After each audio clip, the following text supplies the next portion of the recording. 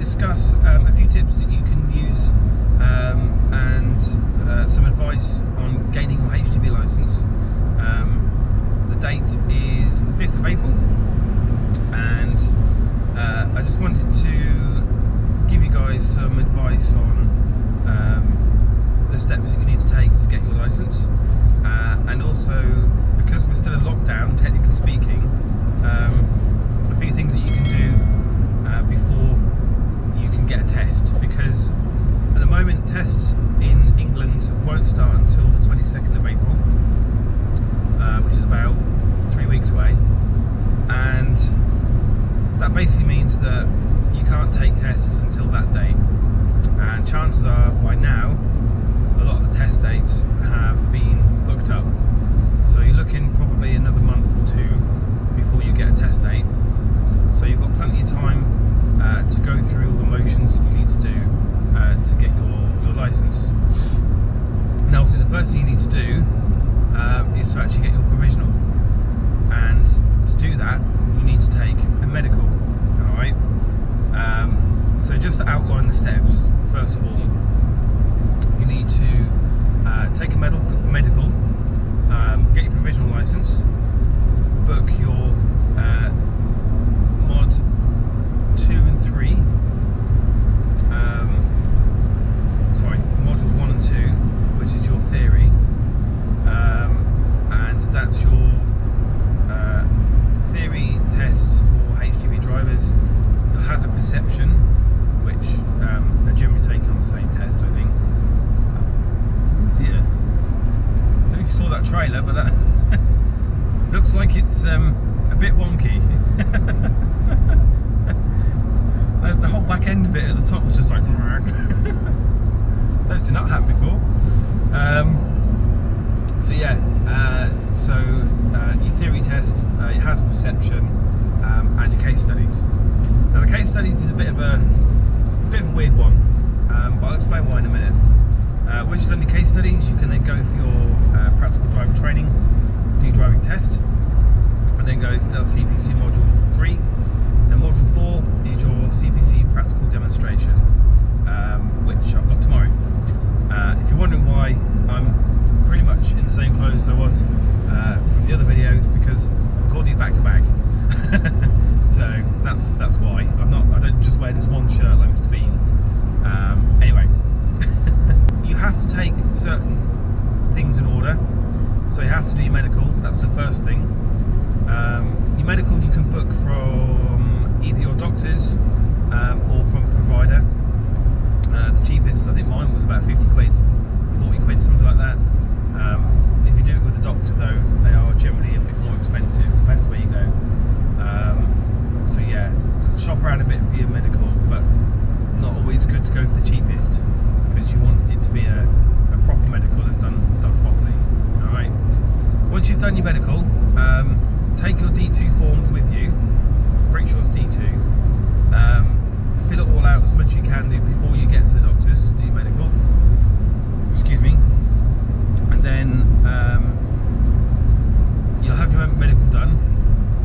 Oh, I wish I had the GoPro facing the other way. That sunset is amazing. That's really nice. So yeah, take your D2 form, filled out already. A little, what do we call it, tip, is when you're filling out your form to apply for your provisional licence, obviously you need to have a car licence first to make sure you've got one of those. Excuse me, and then on the form, make sure that you tick both C1 and C. Alright? I believe if you tick only C, you'll be okay, because obviously you'll get the C1 entitlement anyway when you get your licence. But if you send off your provisional licence and you've only ticked C1, you can only drive up to 7.5 tonne. So make sure you tick them both. Alright, no harm in ticking them both. Just make sure that you tick category C if you want to drive a lorry that's anything heavier than 7.5 tonne, which is quite a lot. So make sure you tick both. I just say tick both because then you're not going to tick the wrong one, essentially. So yeah, once you've got your medical done, only takes about 20 minutes, not very long. go and post off your provisional licence to DVLA, send it to the right address, it's on the form, don't get it wrong, otherwise you'll be filling it out again. So then obviously it takes probably, mine was fairly quick to be honest, but it takes roughly 2 to 6 weeks for the provisional to come back. So you can't do anything else until you've got your provisional licence. Make sure that you do that as the first thing. And then once you've got your provisional back, you can then book your theory tests. Now what I would suggest you do with your theory tests is to book them about 2 weeks before your driving test. Probably a bit longer than that actually, because you've got to wait for it to come back. I mean the whole process can take up to 6 months, depending on how quickly DVLA get your licence back to you and all that kind of stuff. So, you know, give yourself plenty of time. If you want to get on the road as quickly as possible, then obviously, you know, do things as quickly as you can, but you don't want to be in a position where you send off your provisional, you try to book your theory, for example, or, you know, you've booked your driving lessons, your tests, and all that sort of stuff, but you've not even done your theory yet. So, in my experience, I would suggest that you send off for your provisional. Once you get that back, book your theory as soon as you can.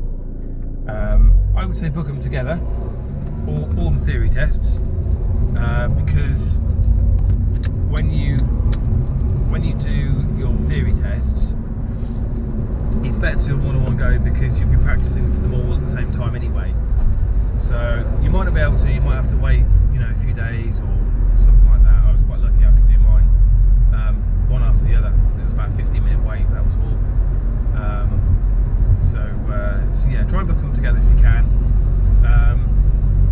And then as far as revision stuff goes, I've got DVSA HGV Driver's Handbook or something like that.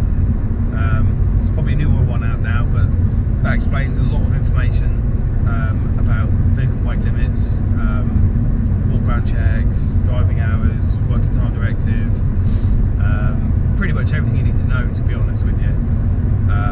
So I'd suggest getting a book and just read that 2 or 3 times, especially the working time directive and driving hours, because that is one thing that you will be absolutely confused to hell about. I don't understand it all. You probably won't until you start doing it, but you can get infringements and fines and whatnot for that sort of stuff. So yeah, revise on that. There's also an app on the phone that I use. I can't remember what it was now. I think it's like LGV Test Theory or something like that. I'll put it in the description below if I remember, with a link to it. I use that one.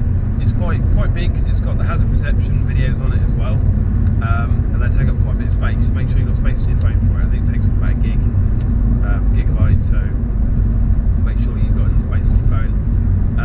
And just run through the questions. It's got all the questions about weight limits and all that sort of stuff. Quick tip for you as well with your theory, it will ask you about questions that are related to your to class 1, so articulated trucks. So make sure that you revise a bit for that as well, even if you're only taking class 2, because otherwise you're going to be in a position where you're revising for class 2 and it's going to come up with a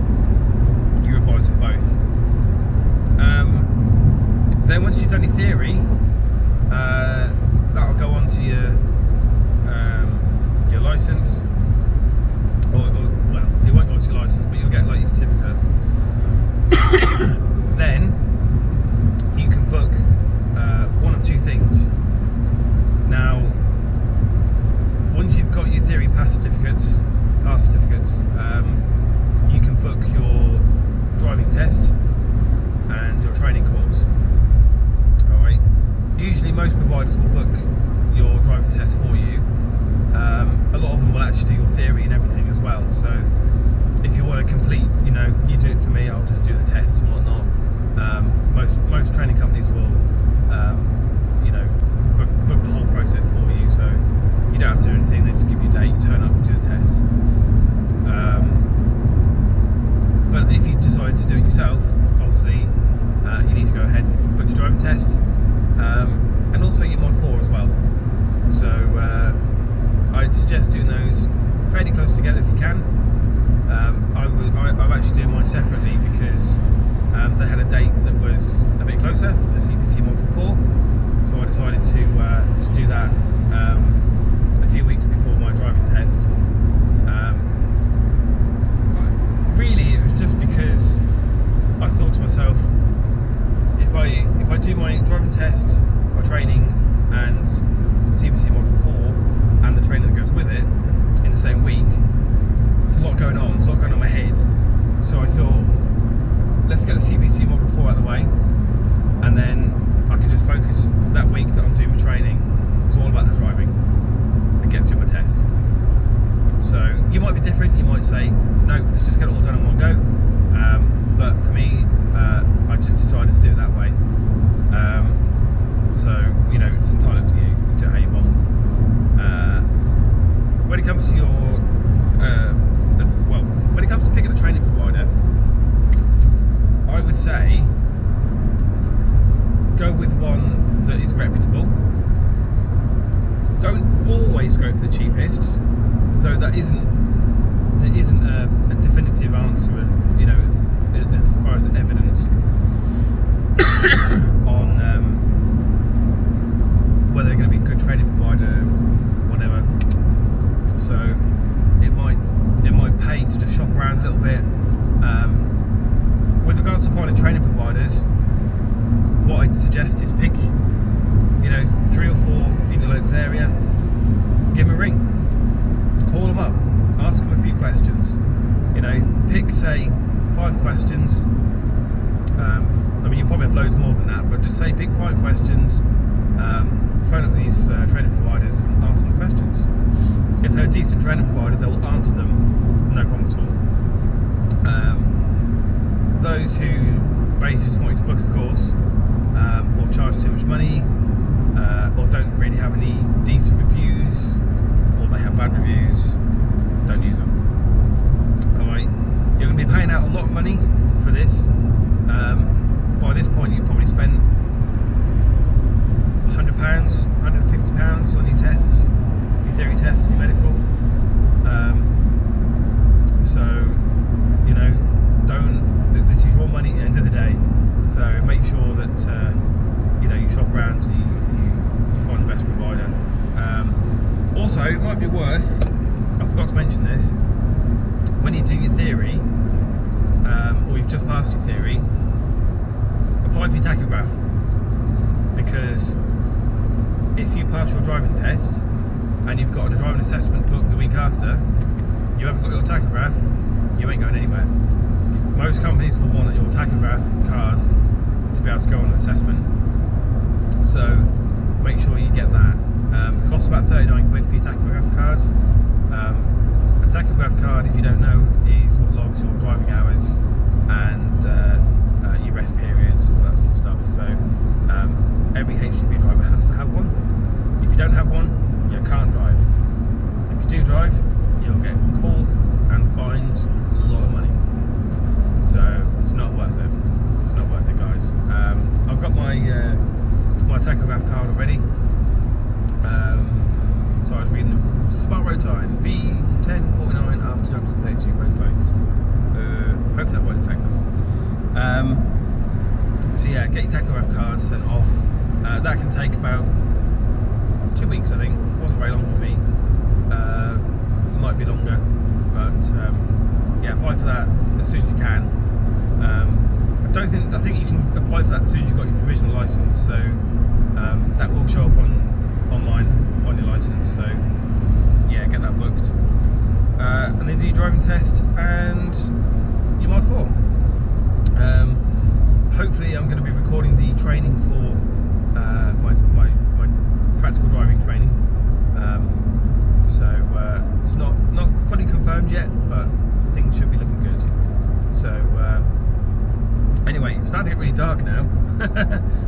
just trying to think of any other tips I can give you guys with regards to the process and that. I mean, when it comes to driving tests, obviously I've not done any practical training yet, but I know for a fact a lot of people said to me, stay calm, take your time,